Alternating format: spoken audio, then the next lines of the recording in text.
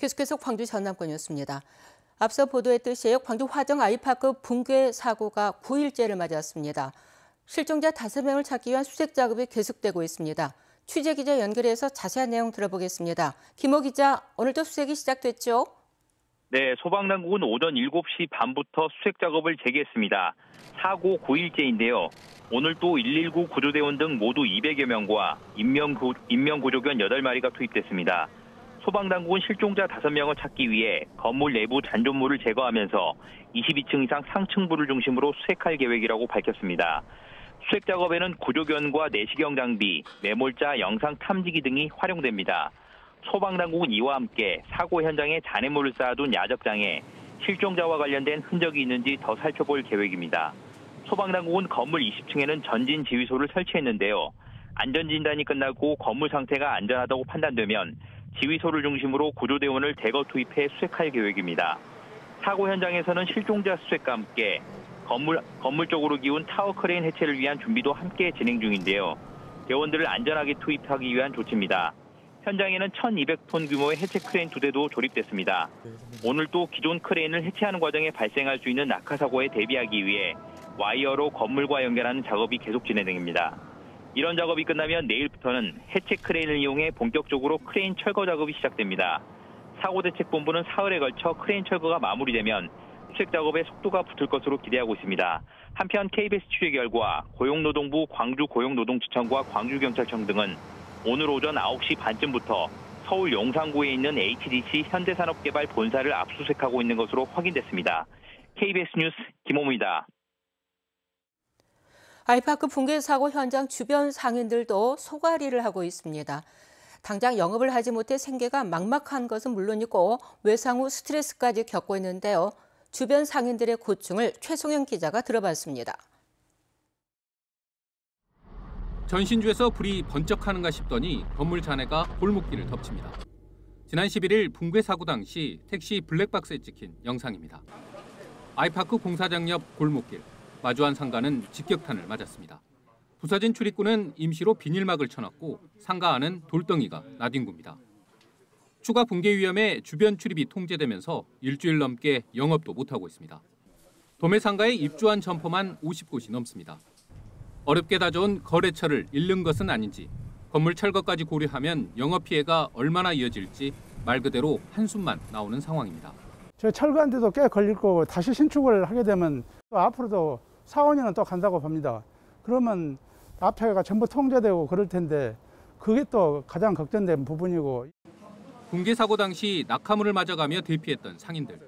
순간순간 떠오르는 공포감에 진통제로 버티는 이들도 있습니다. 앞이 안 보이고 먼지가 가득 찬 상태에서 이만한 돌멩이는 얻어맞고 어깨에 얻어맞고 그런 상황이 되면서 기어서 나갔어요. 기어서. 이게 아직도 그 공포가 너무 강해요. 사고 현장 주변의 숙박업소와 음식점들은 또 다른 소가리를 하고 있습니다. 당장 손님이 끊겨 영업 손실을 입고 있는데도 누구 하나 관심조차 없기 때문입니다. 완전히 이제 손님 다 끊어져 버렸죠. 직접적인 피해가 없으니까 우리들은 번외가 돼버린 거예요.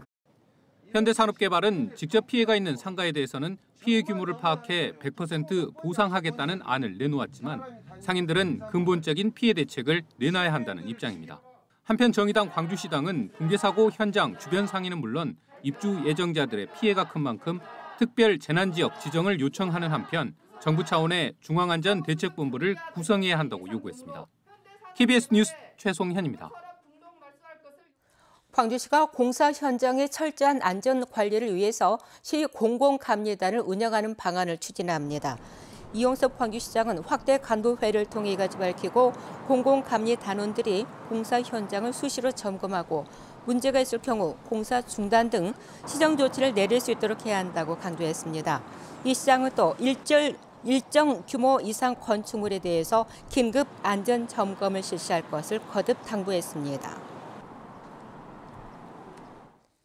어제 하루 광주 전남에서는 코로나19 신규 확진자 381명이 발생했습니다. 광주에서는 광산구 소재 요양병원 관련 확진자 15명이 추가되는 등 기존 집단 감염과 확진자를 중심으로 227명이 확진됐고 전남에서는 목포 52명 등 18개 시군에서 154명이 확진됐는데 주로 가족과 지인 전파로 나타났습니다.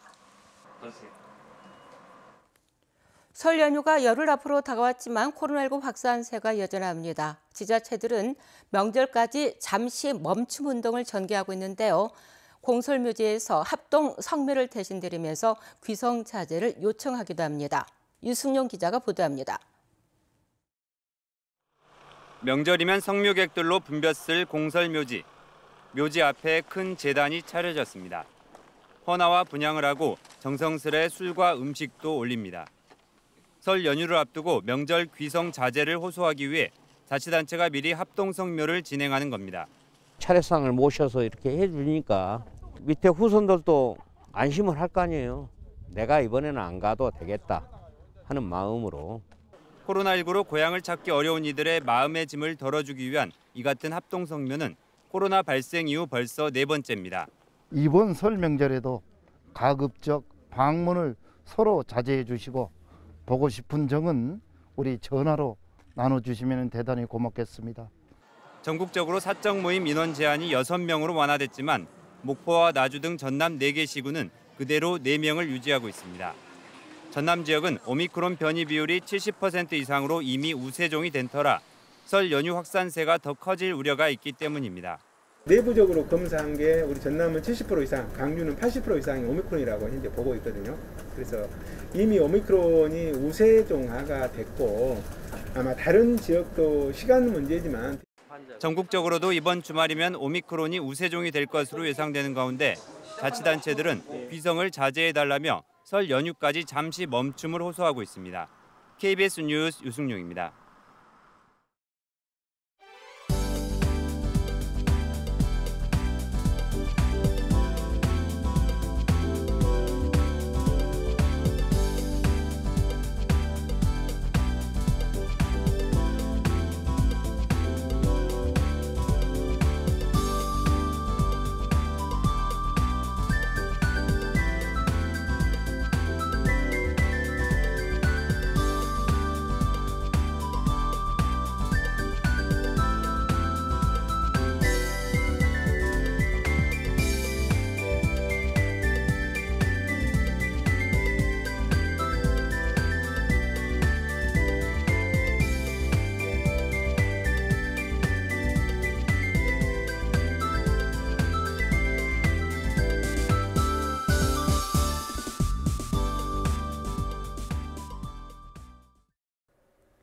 오늘 아침은 어제보다도 더 춥습니다. 곡성과 구례, 화순 등 내륙을 중심으로 아침 최저기온이 영하 10도 아래로 뚝 떨어졌는데요. 광주도 최저기온이 영하 6.1도를 기록했습니다. 당분간 평년 기온의 밑도는 강추위가 이어지니까요. 아침에 나오실 때 옷차림 따뜻하게 하셔야겠습니다. 오늘 막다가 오후부터 차차 흐려지겠고요. 퇴근길 무렵에는 곳곳에 눈이나 비가 내리겠습니다. 밤까지 광주와 전남 북부 지역을 중심으로 1에서 3cm 정도가 내려 쌓이겠고요. 남부 지역도 눈이 날리거나 빗방울이 떨어지겠습니다. 다음은 자세한 지역별 날씨입니다. 아침 기온 대부분 지역이 어제보다 1에서 7도가량 낮고요. 그래도 낮 동안에는 예년 이맘때 기온 회복하겠습니다. 광주와 화순 6도가 예상됩니다. 여수의 낮 최고 기온 6도, 광양 8도까지 오르겠습니다. 목포의 한낮 기온 4도, 강진과 장흥, 완도 7도로 어제보다 1에서 3도가량 높겠고요. 신안을 비롯한 그 외 도서 지역은 5도에서 7도가 예상됩니다.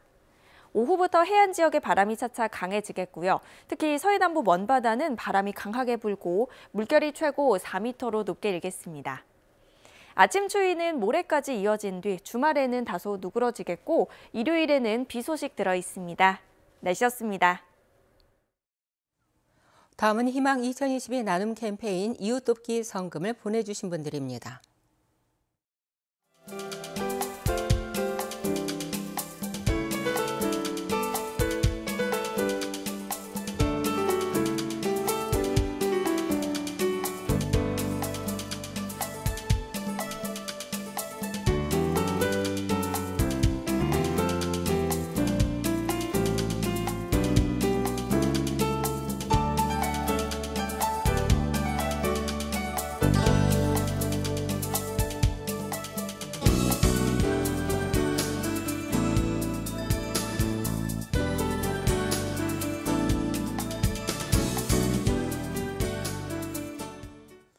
문화체육관광부가 국립아시아문화전당재단 초대 이사장과 사장을 임명한 가운데 지역 문화단체들이 이를 철회할 것을 촉구했습니다.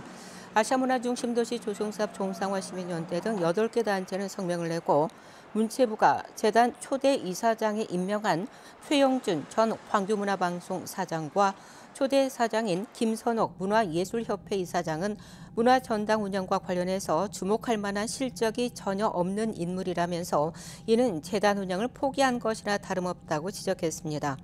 광주시도 대변 임명이 성명을 내고 문체부가 지역사회와 소통 없이 일방적으로 재단 이사장과 사장을 임명한 것을 유감스럽게 생각한다고 밝혔습니다.